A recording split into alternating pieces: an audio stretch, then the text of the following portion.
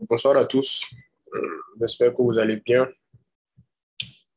On va un peu faire l'analyse des indices ce soir. Bon, j'ai un peu vu le travail de tout un chacun dans le groupe et il faut avouer que je suis très fier de voir que ça évolue. Voilà, je suis très fier de voir que ça évolue sur tout un chacun. Je vois que tout notre travail n'a pas été dans le vide. C'est-à-dire qu'il y a de l'amélioration sur tout un chacun. Donc, bon, ça encourage vraiment. Ça encourage. Donc, on va essayer de faire des séances d'analyse. Donc, on va faire juste 2 séances par semaine. On va faire 2 séances par semaine. Là, c'est des analyses juste de marché. Et comme je le dis souvent, ce n'est pas sur toutes les paires ou les indices synthétiques qu'on va voir des opportunités, où on va voir quelque chose. Voilà, sur certaines paires, tu vas voir des trucs à long terme. Tu vas voir des mouvements que tu dois attendre pendant longtemps. Et sur certaines paires, tu vas voir immédiatement des opportunités. Donc, bon, on ne force pas. Voilà, le trading, on ne force pas. Le trading, on ne force pas vraiment. Voilà. Donc, bon, c'est ça, quoi.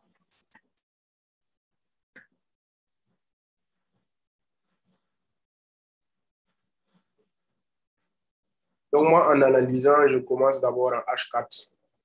C'est en H4, je vois que bon, c'est bizarre. Je préfère aller voir en grande unité de temps. Là, on est sur le V10S.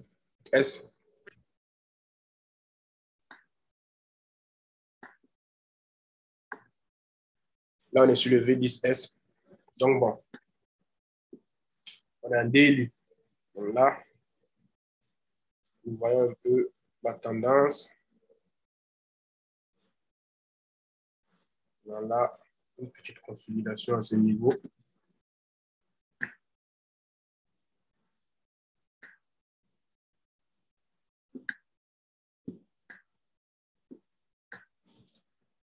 L'application de dérive, là, c'est la merde vraiment. En daily, souvent, tu vois, quand tu essaies de...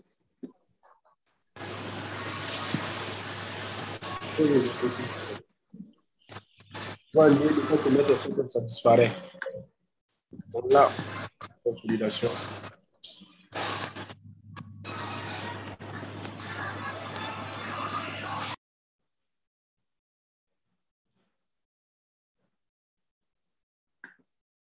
Là, on a une petite consolidation. Ensuite, on a un plus haut. On a ensuite un plus haut qui ne dépasse pas notre plus bas précédent là. On a notre plus bas précédent là. Et là, donc ce plus haut là ne dépasse pas, n'arrive pas à casser ce plus bas. Donc, on repart encore. On voit que ce haut là a été cassé par ce haut. Donc, on a fait un higher high. Donc, il faut tenir compte de cette consolidation. Parce que là, ça peut vraiment nous aider à avoir un setup. Voilà, avoir un setup. Celui qui se rappelle un peu le setup avec le stop hunt. Ça y ressemble un peu. Et je rappelle qu'on est en daily. Voilà, je rappelle qu'on est en daily. Donc, il faut voir à long terme. C'est histoire de savoir où le marché se dirige. En fait. Sinon, ce n'est pas très important. C'est pas pour... On ne veut pas trader en daily. Voilà, on veut juste savoir, connaître la direction du marché pour pouvoir agir. Donc là, on peut voir notre setup. Là, on a une consolidation. Là.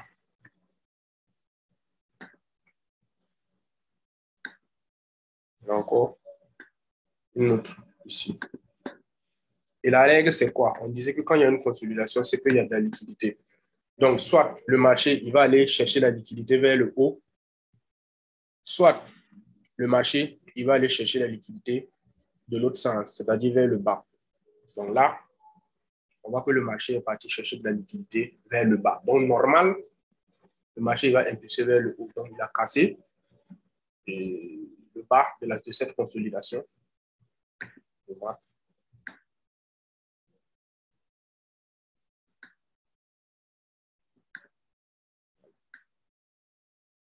Cette consolidation, il a cassé le bas ici.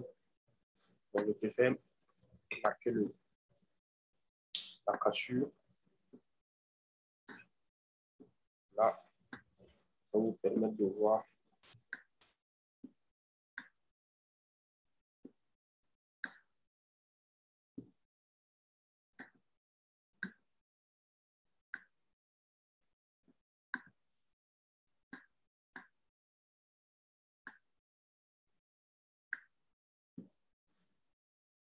Donc là, on a balayage de liquidité.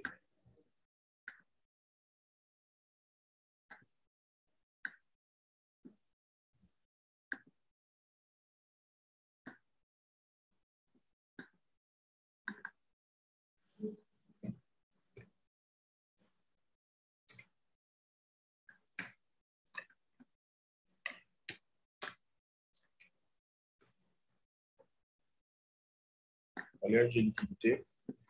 Ensuite, le marché, il impulse. Là, voilà.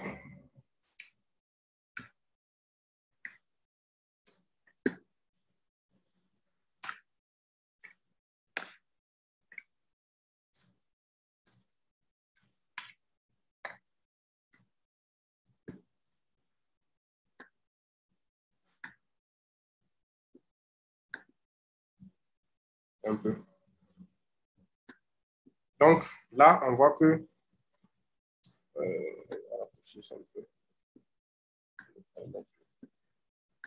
voilà, mon ordinateur, c'est un mini. Donc, bon, les graphiques, ils ont du mal à être affichés en grand.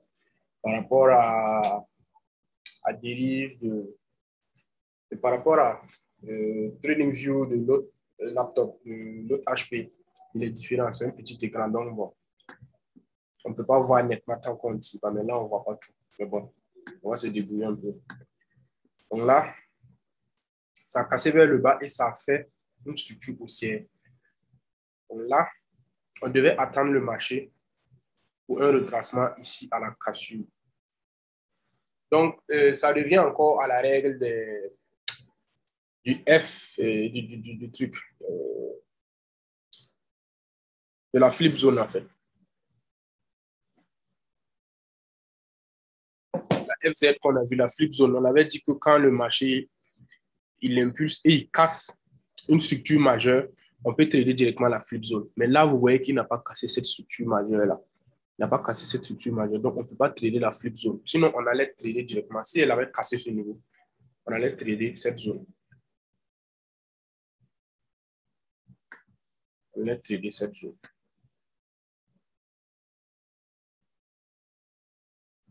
Oui, on allait trader cette zone comme flip zone. On allait trader ça. Mais comme il n'a pas cassé ici, on ne pouvait pas trader la flip zone. Donc là, on abandonne. En plus de ça, c'est le tracement qui n'a pas mitigé cette OB. Mais là, on voit que la première OB ici a été mitigée par cette mèche. Voilà, a été mitigée par cette mèche. Donc, ce qu'on va faire, on va chercher une deuxième OB qui n'a pas été mitigée. Vu qu'on a un daily, on va tracer grossièrement, on ne va pas chercher de précision. Bon, on n'est pas en daily pour chercher de la précision, on est en daily pour voir la tendance du marché. Donc là, on trace notre OB ici. Donc, c'est une zone vraiment où on va attendre le marché. Vu que cette OB n'a pas été mitigée, je suppose qu'on va attendre le marché là-bas. Donc, là, on va tracer la flip zone qu'on n'a pas tradé parce qu'il n'a pas été cassé. Là, oui, on a des R, on n'a que des R. S1, on a R1, S1, S2, S3, S4, S5 qui étaient cassés ici. voyez un peu. Donc là, on a la consolidation, on a le balayage de liquidité, on a cette zone qui n'a pas passé. Là, on a la cassure. On revient, on ne touche pas la OB qui n'a pas été mitigée. On repart, on revient.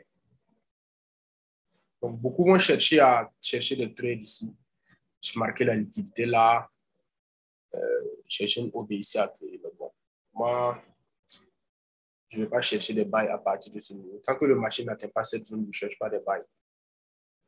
Voilà, donc là, on est en daily, on a fini l'analyse en daily. Donc, ce qui nous intéresse, c'est cette zone.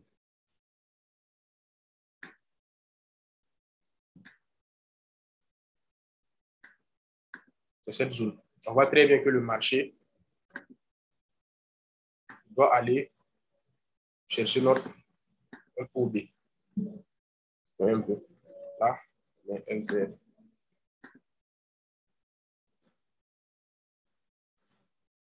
Là, c'est la flip zone.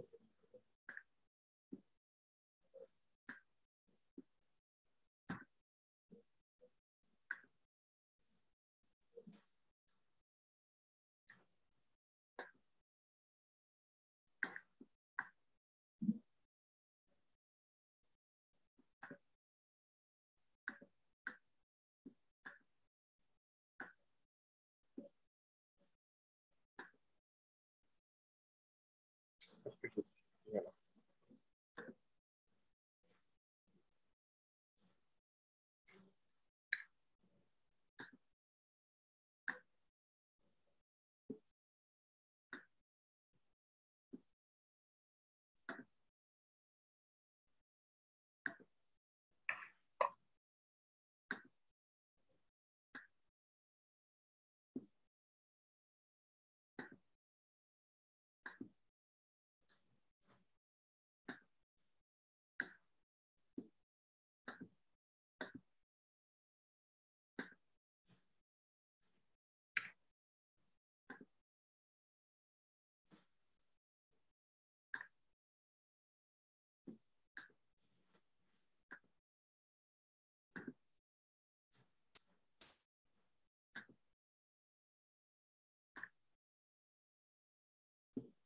Voilà.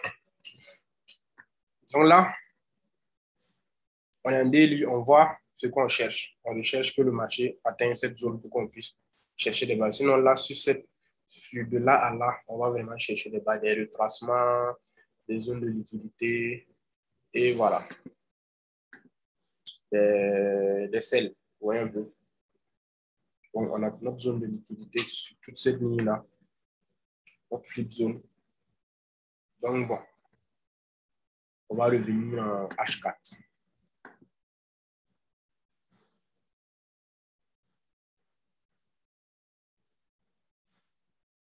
On va supprimer tout ça. OK. On va écrire ici.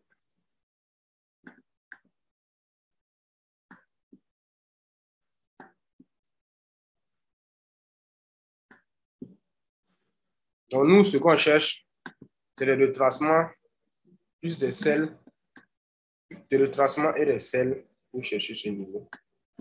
Bon, là, je me méfie de cette zone. Trop de zones égaux. Donc, à faire très attention.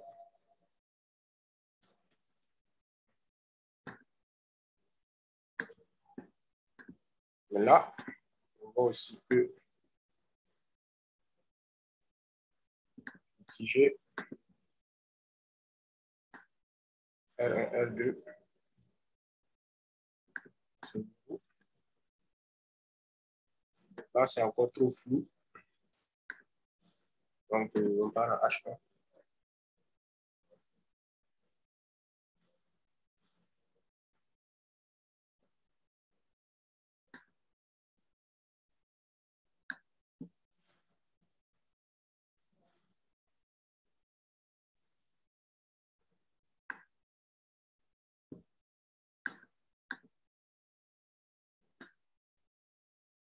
On cherche un truc comme ça.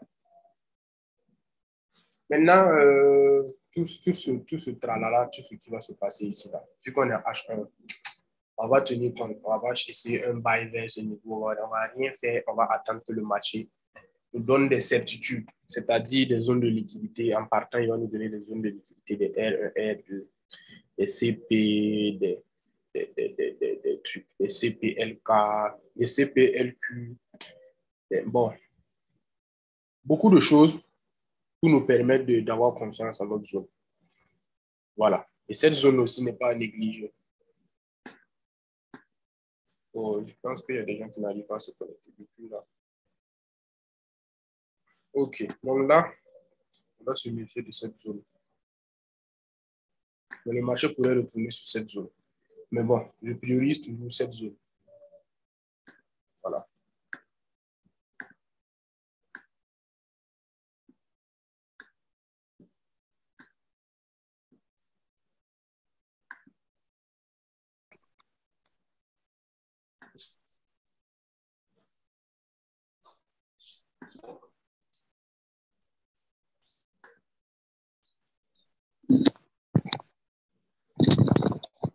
Cette zone.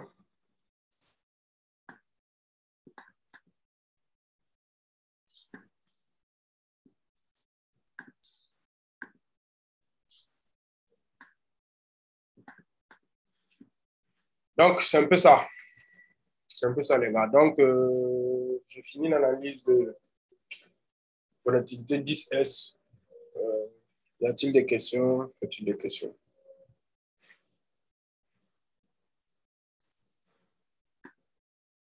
Y a-t-il des questions? J'attends que vous me répondiez.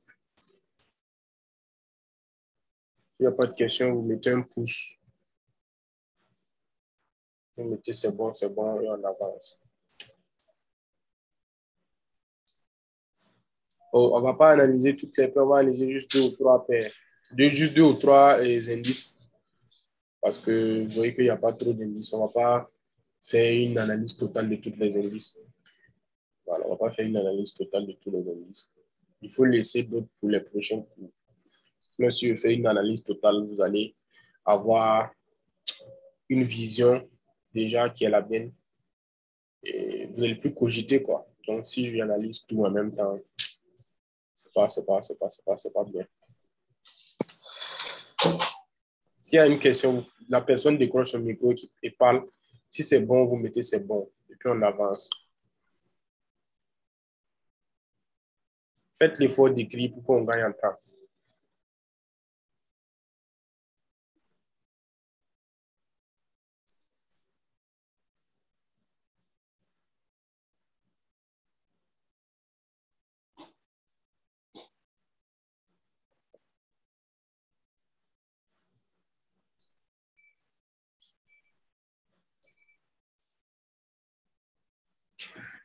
OK.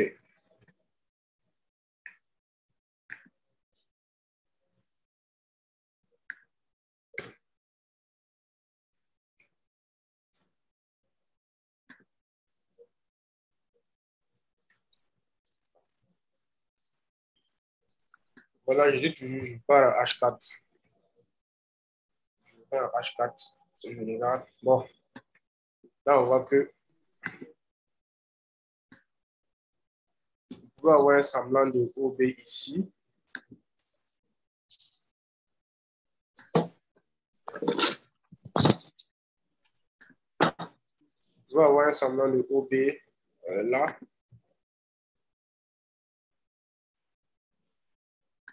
Mais je ne sais pas pourquoi, je n'ai pas confiance. Je ne sais pas pourquoi. Parce que ça a trop atteint son extrême. Ça a trop atteint l'extrême. Ça a trop atteint l'extrême. Là. Et on voit même que ça a dépassé, je pense. Ça a dépassé même. Donc, bon, cassure de structure. Ouais. Donc, je confiance en cette OB. Donc, on est en H4. Ce que je disais, je n'aime pas trader vraiment quand ça impulse, toute cette impulsion-là. J'aime quand le marché va et comme on est en grande unité de temps, on va tenir compte, on va aller dans les petites unités de temps pour chercher quelque chose, on va se mettre sur la table. Donc, Je pense qu'on va revenir d'abord acheter, voir ce qu'il y a. Bon, je gère par où? Je gère par où?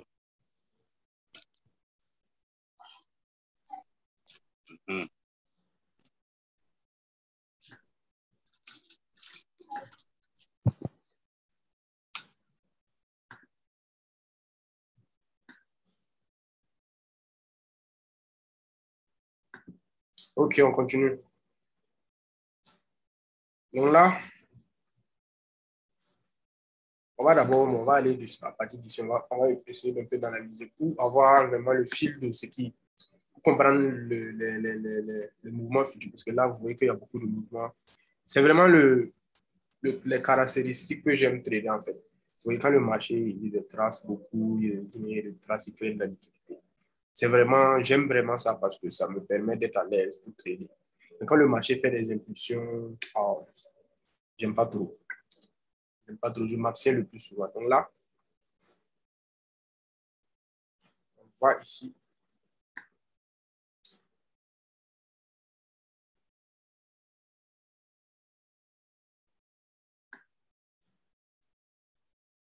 Cassure. Là, c'est déjà mitigé. La cassure ici. Avec une OB mitigée à ce niveau. Un peu.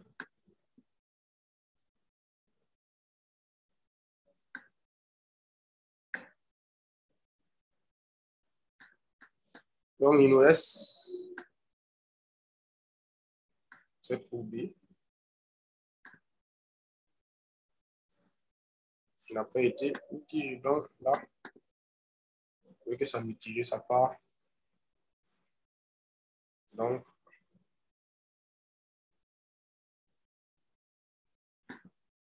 bon.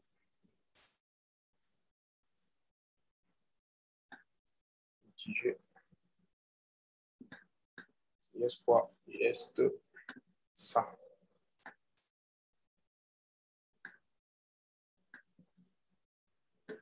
Mitigé. Donc,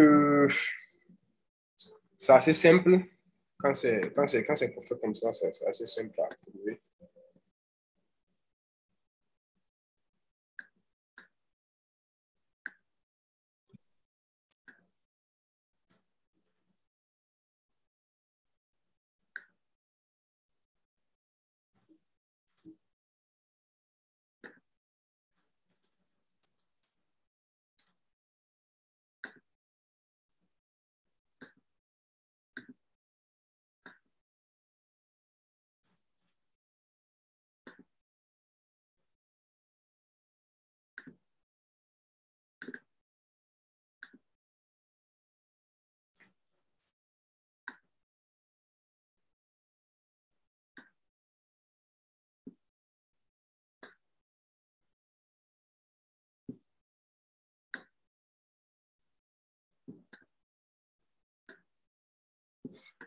OK.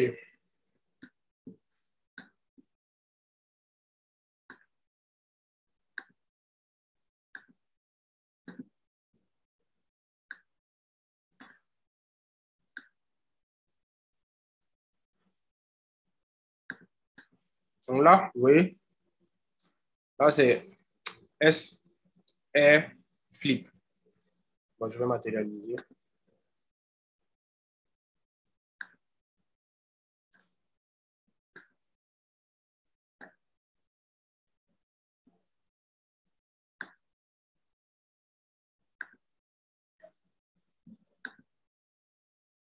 Donc, c'est R, S.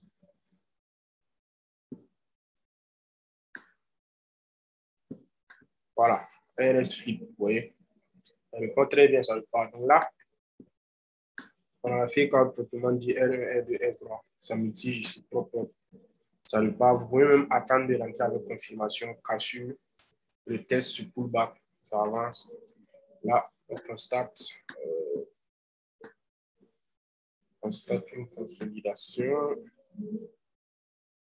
Là,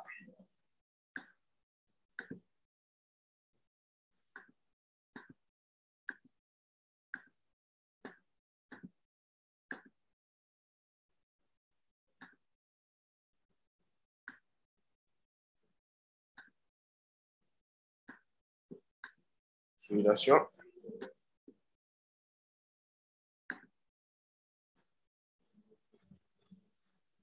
Qu'est-ce qu'on constate à la sortie de la consolidation?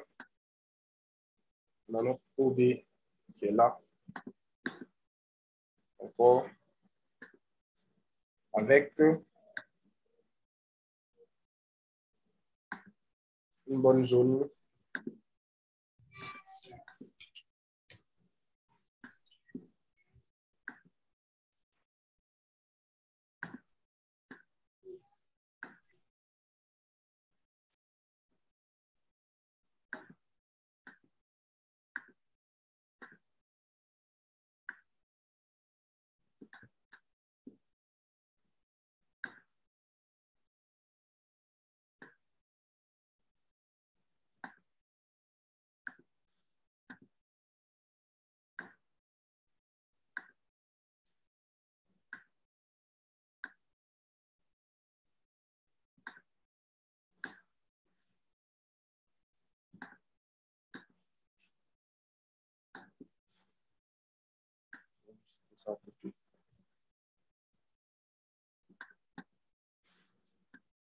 C'est assez simple. C'est assez simple. On va chercher le marché là.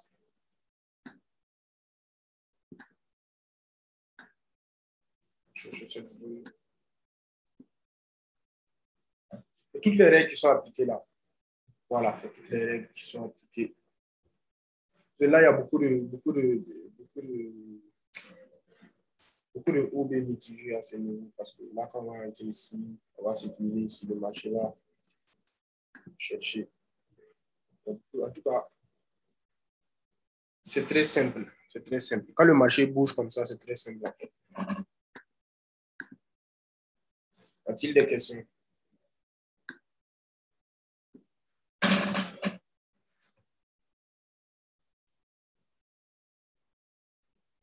Y a-t-il des questions?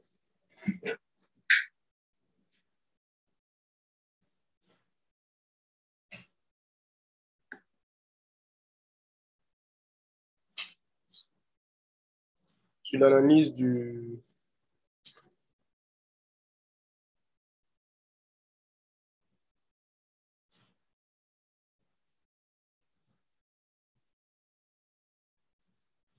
OK.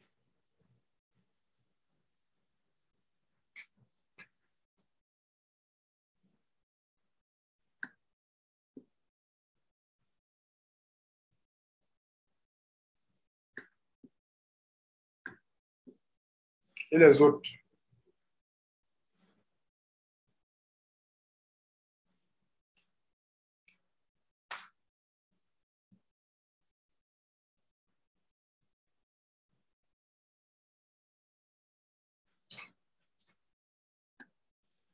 Ouais, je pense pas.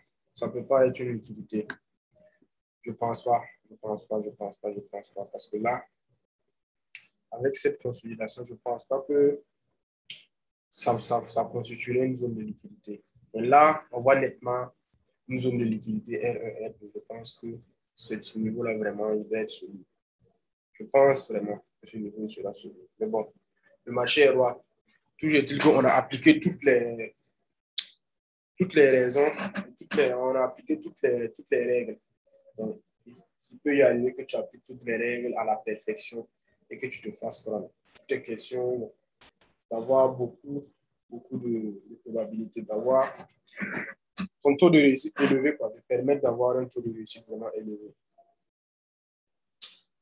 C'est un peu ça, quoi. Sinon, bon. C'est pour ça que je vous ai toujours dit qu'il n'y a pas de zone, il n'y a pas de zone infaillible, il n'y a pas de zone sûre. Il n'y a pas de zone sûre. Il n'y a pas de zone sûre entre les deux. Voilà. Il y a juste que les probabilités et il y a ce qui fonctionne le plus souvent. Et sinon, on travaille avec ce qui fonctionne le plus souvent. Voilà. Ce n'est pas dit que ce qui fonctionne le plus souvent fonctionne à tous les coups. Donc, c'est un peu ça. S'il y avait vraiment des configurations à coup sûr, c'est que moi, je serais milliardaire. Parce que si je connaissais des confirmations qui sont infaillibles, j'allais attendre ces confirmations-là, même si c'est une fois par an, et puis investir tout mon argent. Vous voyez un peu? s'il y avait ça vraiment des zones sûres entre les deux, j'allais attendre, même si c'est un an, chaque un an que ces configurations apparaissent, j'allais attendre de miser tout mon argent. Vous voyez un peu? Donc, c'est compliqué. Il n'y a pas de zone sûre. Il faut juste appliquer les règles de ce qui marche le plus souvent. Voilà, ce qui marche le plus souvent. C'est ça, c'est avec ça qu'on travaille. Donc, j'espère que c'est bon. Là, il me reste quelques minutes pour le Zoom. Je ne sais pas. Je suis en train d'hésiter. Je vais ajouter une analyse. Bon, je vais ajouter le V25. Donc, je vais le connecter vite fait. On va analyser le V25 et puis on va voir s'il n'y a pas de questions. On va se dire au prochain Zoom. C'est juste de petites analyses. Vu que c'est les indices synthétiques, je ne voudrais pas tout analyser du coup. Lors du Forex, on va analyser plusieurs paires. Mais les indices synthétiques, on va pas, comme ils ne sont pas nombreux, si on analyse du coup comme ça, après on n'aura plus de paires à analyser. Vu que j'analyse en brève unité de temps, ça va faire, si j'analyse par exemple en daily, ça va faire plusieurs semaines avant qu'une autre configuration se fasse. Et donc, moi, je ne voudrais pas gaspiller toutes les cartouches, quoi. Ou bien, je pense même on va laisser les deux paires là. On va intercaler d'ici la fin de la formation, on aura au moins. Sinon, si je fais deux, le prochain Zoom, on sera sur Forex. Prochainement, on fait deux. Je pense que ça va aller. Bon. Qu'est-ce que vous en pensez? Vous voulez que j'ajoute le V25 ou je laisse comme ça? Parce que vous aurez des trucs à analyser vous-même. Là, si moi je vous montre toute ma vision, il n'y aura pratiquement pas d'exercice à faire. Vous allez vous baser sur ma vision pour travailler, alors que je ne vous fais pas ça en fait.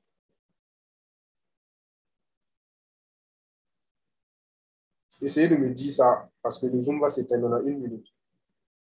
Même si c'est en ouvrant l'audio.